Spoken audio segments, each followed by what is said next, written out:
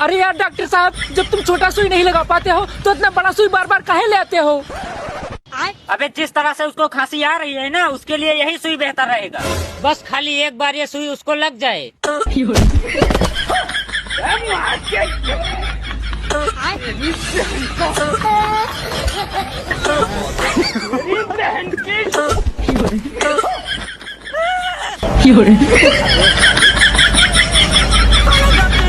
करने लगे, जिंदगी झंड हो गया एकदम से।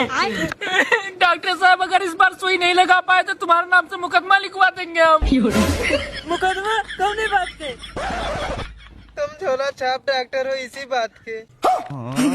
साला अगर इसी बात है तो उसको सुई लगा कर रहूंगा। हाँ साला, एकदम से जीना हराम करके रखे। अब हम सुई नहीं लगाएंगे।